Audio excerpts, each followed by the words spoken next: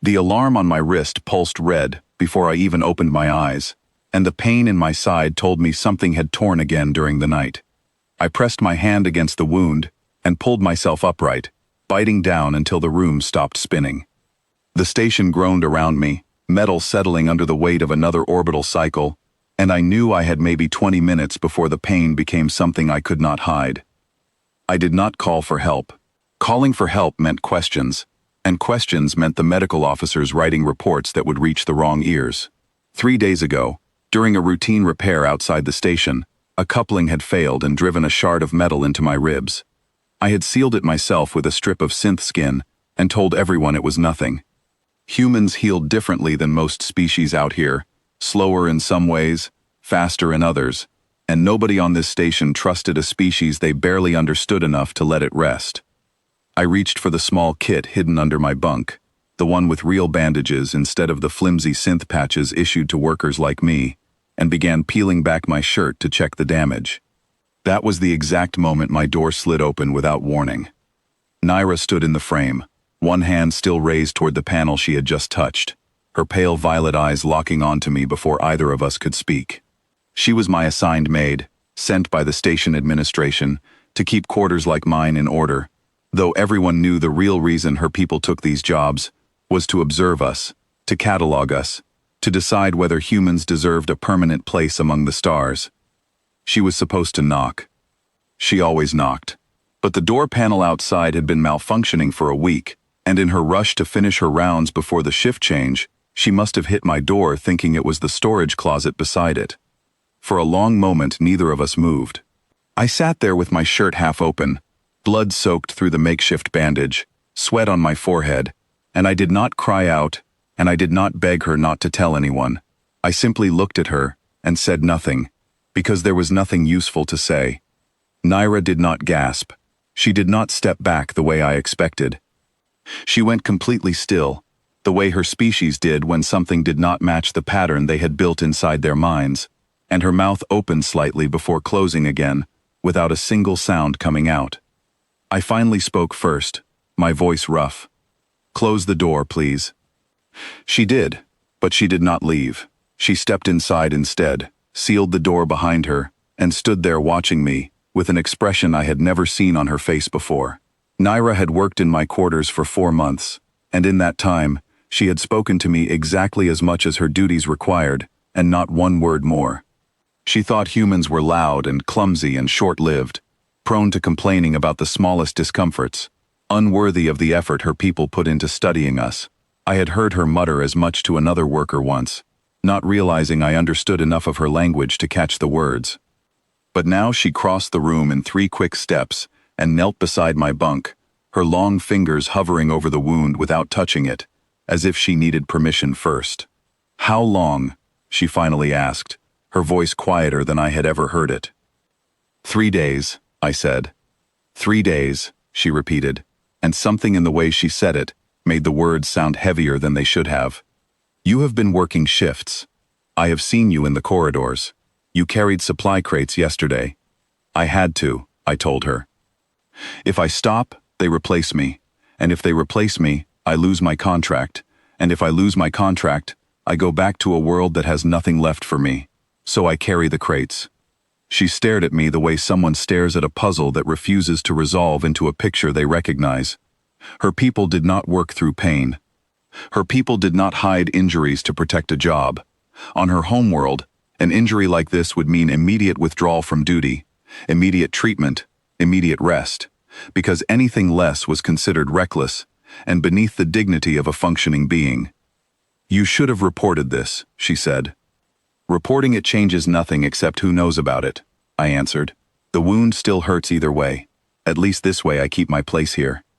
She sat back on her heels and looked at the bandage again, then at my face, then back at the bandage, and for almost a full minute she said absolutely nothing at all.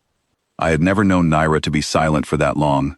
Even when she disapproved of something, she always had a comment ready, a small correction, a note about station protocol.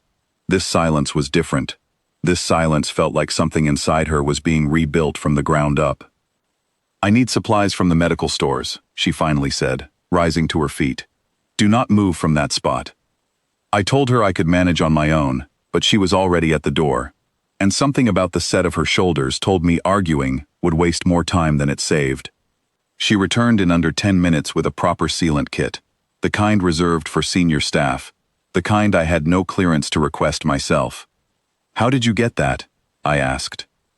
"I told them it was for me," she said simply, kneeling beside me again, and beginning to clean the wound with careful, precise movements. It was not entirely a lie. I am the one who will be using it. She worked in silence for a while, and I let her, watching her face as she focused on the task.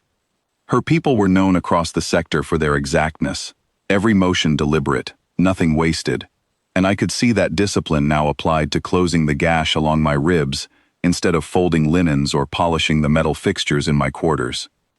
When she finished, she sat back and studied her work, then looked up at me with an expression that had shifted entirely from where it started. "We are taught that your species survives through noise," she said. "That you shout when you are afraid, and complain when you are tired, and cannot function without constant comfort. That is what the reports say. That is what I was told before I arrived here." I did not answer right away, because I could tell she was not finished. "But you did not call for help," she continued. "You did not tell anyone. You carried crates with a wound that would have ended the shift of anyone from my world after the first hour. You sat here treating yourself in silence, and the only reason I know at all is because a broken door sent me into the wrong room." I managed a small, tired smile. "Guess your reports were wrong about a few things." She did not smile back. Not exactly, but something in her posture softened, the rigid formality she always carried around me easing into something closer to genuine attention. "It is not that they were wrong," she said slowly. "It is that they were incomplete. My people write what we observe, and what we observe is filtered through what we expect to see. We expected weakness. We recorded weakness. We did not look for what was underneath." She reached out and, for the first time in 4 months, placed her hand briefly on my shoulder, an action that meant something specific among her people, a gesture reserved for those they considered worthy of respect rather than mere tolerance. "I will not report this to the administration," she said, "but I will be watching your shifts more closely from now on. Not because I doubt you, because I do not want to walk into another room and find you have hidden something worse." I told her that was fair, and she nodded once, businesslike again, though the coldness that used to live behind her eyes when she looked at me was simply gone, replaced by something curious and careful and new. Over the following weeks, Naira changed in ways the rest of the station noticed before I did. She stopped speaking to other workers about humans in the detached, clinical tone she used to favor. She began asking me questions during her rounds, real questions, about why I chose to endure hardship silently, about whether all humans carried this same instinct, or whether it was something particular to me. I answered as honestly as I could, and slowly I learned that her curiosity was not academic anymore. It had become something closer to respect, maybe even the beginning of trust.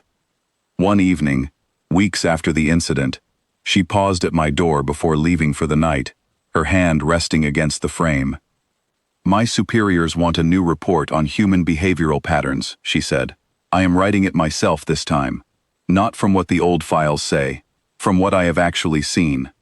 I asked her what she planned to write, and she looked at me for a long moment before answering. "That humans do not need to be loud to be strong," she said. "That silence, in your species, can mean something different than we assumed.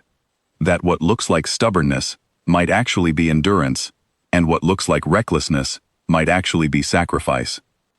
She left after that, the door sliding shut behind her, and I sat alone in the quiet of my quarters, thinking about how one accidental moment, one wrong door, one silence that refused to end, had managed to rewrite everything an entire species believed about mine.